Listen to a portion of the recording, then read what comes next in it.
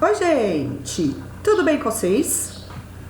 Bom, vamos para mais um exercício. Esse exercício é de semelhança entre sólidos. Sim. Nós vamos trabalhar com razão entre volumes, tá certo? O exercício é: um joalheiro fabricou um pingente maciço de prata banhado a ouro, no formato de tetraedro regular com 1 centímetro de aresta. Se é um tetraedro, ele vai ter 4 faces triangulares, né? E se ele é regular, turma, a gente sabe que todas essas faces são triângulos equiláteros. Como ele fala que a aresta é 1, todas as arestas medirão 1. Tudo bem? Ele fala que o tetraedro inteiro, ele é composto por prata, é de prata. E a superfície, né? Porque ele fala que é banhado a ouro, então aí é só a superfície, a área, ok? E aí daí ele fala assim também, ó: o custo com material para confeccionar o pingente foi de R$ 11,25, ou seja, o custo total foi de R$ 11,25, onde R$ 3,75 prata, corresponde ao volume, e 7,50 ouro, que corresponde à área, meus queridos.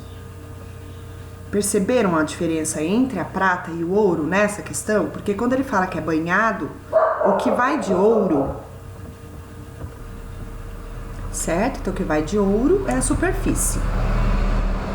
Quanto o joalheiro gastará com material, ou seja, prata, quantidade de prata, mais a quantidade de ouro,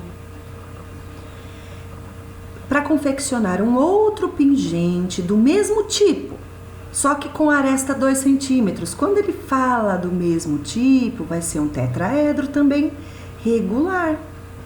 E o que isso nos permite saber? Que esse novo tetraedro vai ser semelhante ao inicial. Por quê? Porque todas as arestas dele vai ser o dobro do primeiro.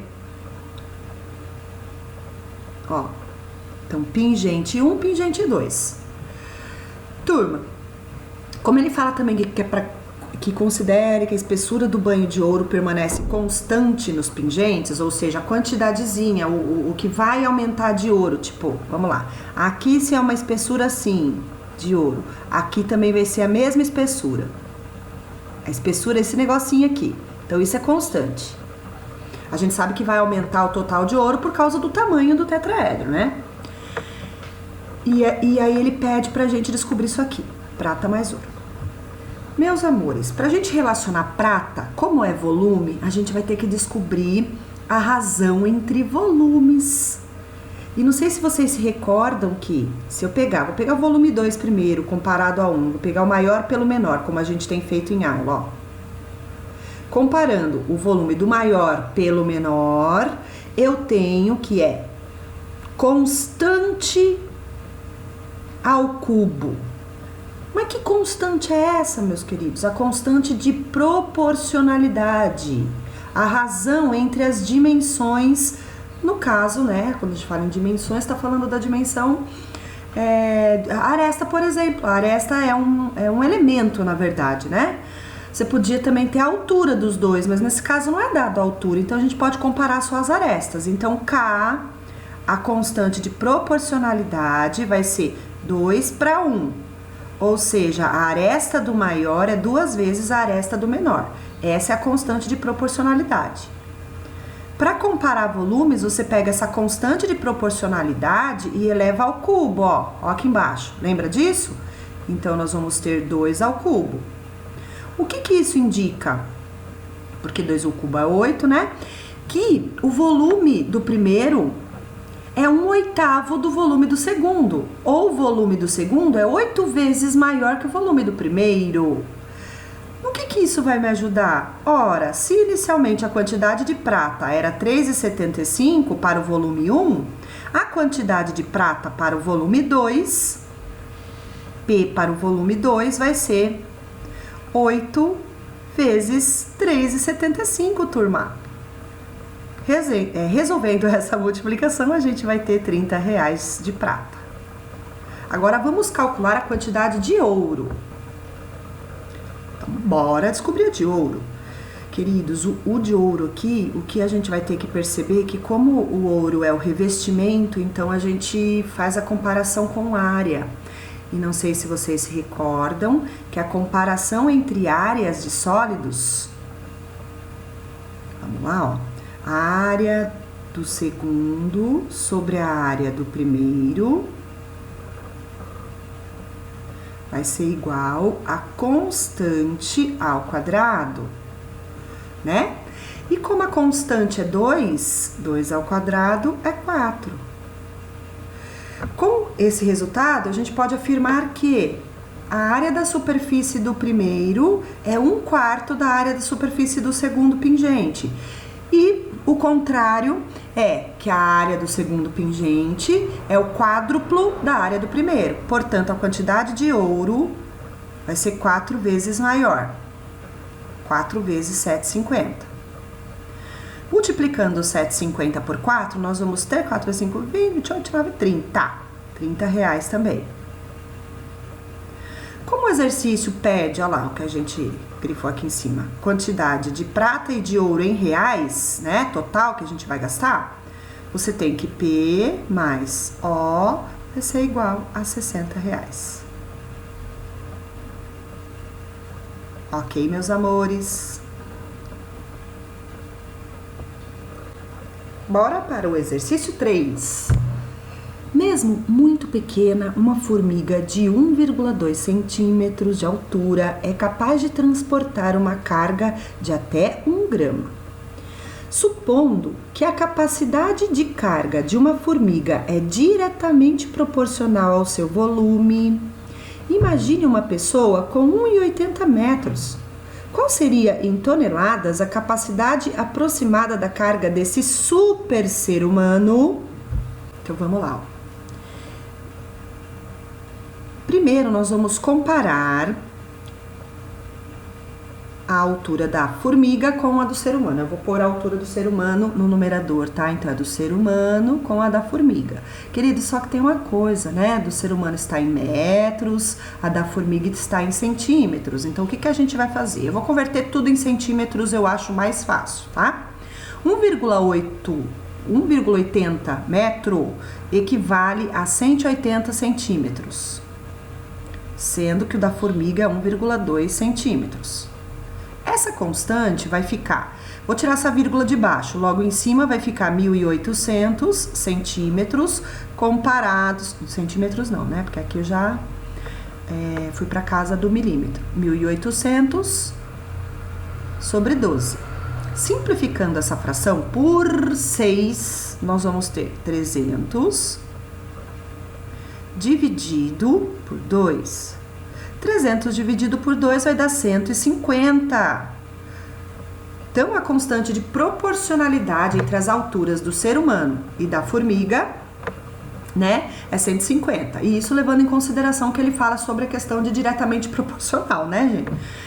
Aí, fala que isso é diretamente proporcional ao volume que se é carregado, né? E se mantém essa mesma proporcionalidade para esse super ser humano, como que a gente vai fazer? Lembrando que a comparação entre volumes vai ser K cubo. K cubo é 150 ao cubo, galera. 150 ao cubo vai ser, eu sei que 15 ao cubo vai ser 15 vezes 15. Vou ter que calcular. Vou usar a calculadora, gente. Ó, tô com a minha colinha aqui. 150 vezes 150 igual 22.500 vezes 150. Teremos 3 milhões. Misericórdia, olha isso, gente. 3 milhões. Eita, peraí, deixa eu voltar lá onde que eu tava. 3 milhões 375 mil. ok? Então essa é a comparação entre os volumes que o ser humano carrega e a formiga carrega. Super ser humano, tá? Detalhe. Como no início ele fala que a formiga, né, nessas condições de 1,2 centímetros, ela leva uma carga de 1 grama, como que a gente pode fazer? Vamos comparar a questão de... Aí tudo bem que é medida de massa, né, gente? Mas a gente tá trabalhando com volume, então a gente vai fazer essa equiparação nesse sentido, tá bom? Então a gente tem que...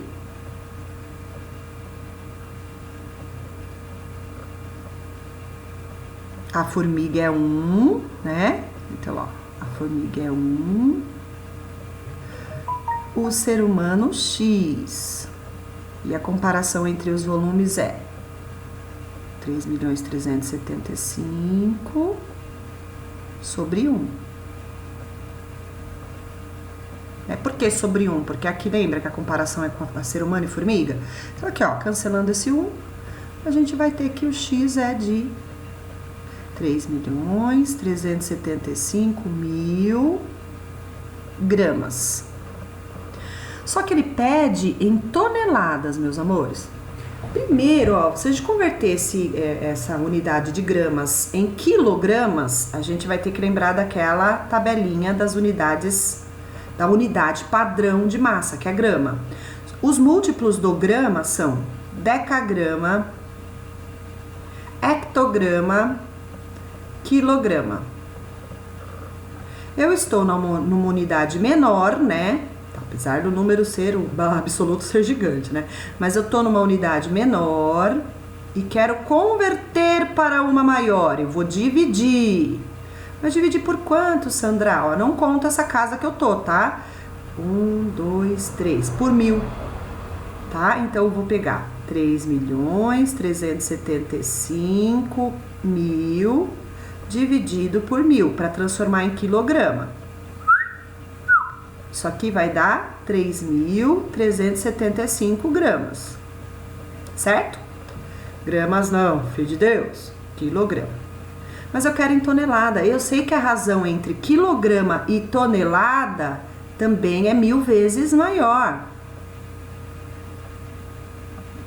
Então, eu tô no quilograma e vou para a tonelada. Eu vou dividir por 1.000 novamente, certo? Então, nós vamos ter 3,375 toneladas. Ok? Galera, bora para a resolução do exercício 4. Um cone reto com raio da base medindo 10 centímetros e altura 12. Então, já dá até pra gente esboçar, porque vai precisar, tá? Então, vamos esboçar esse cone.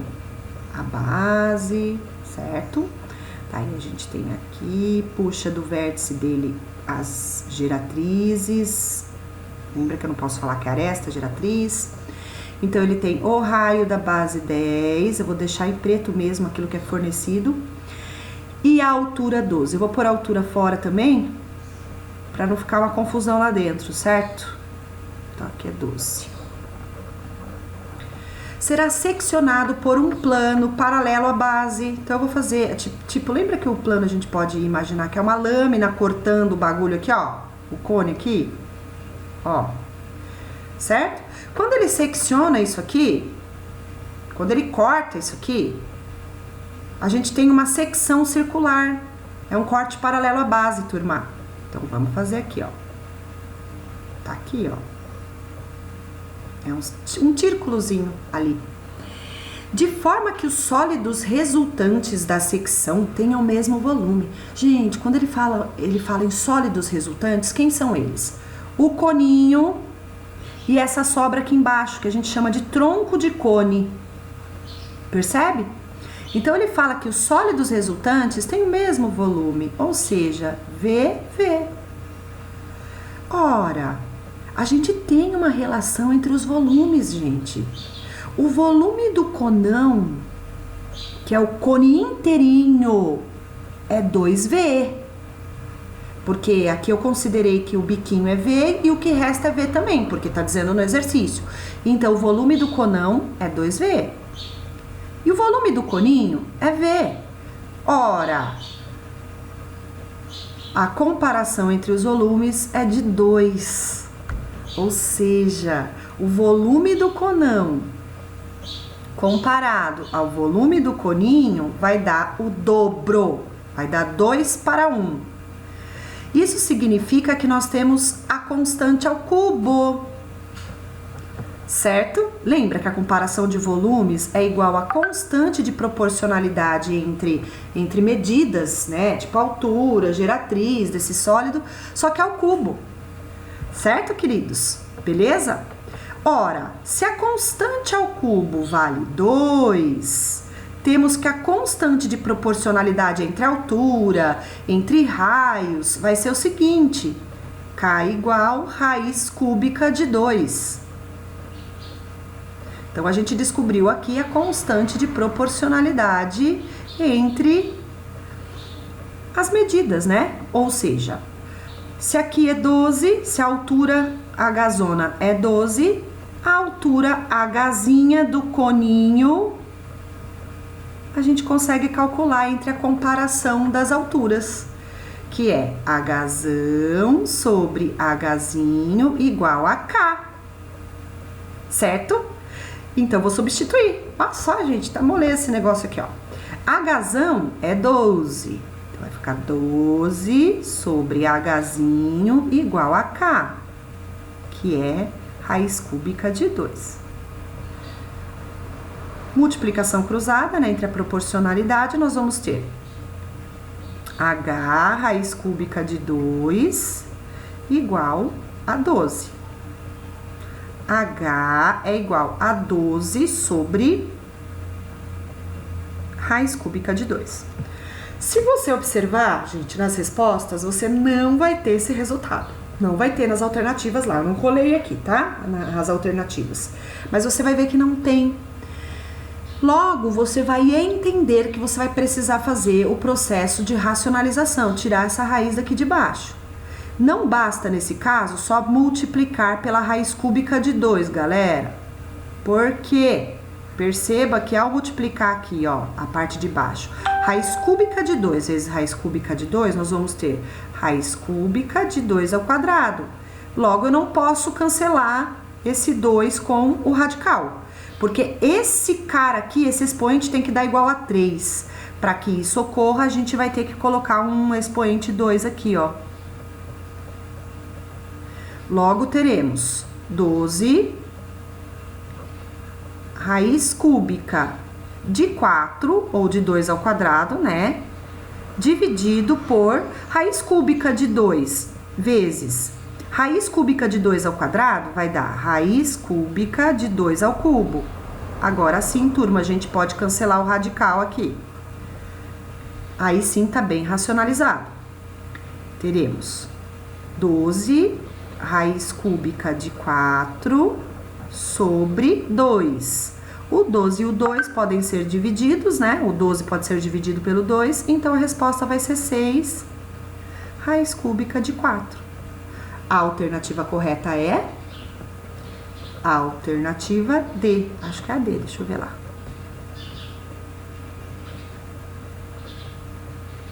Certo? Deixa eu conferir.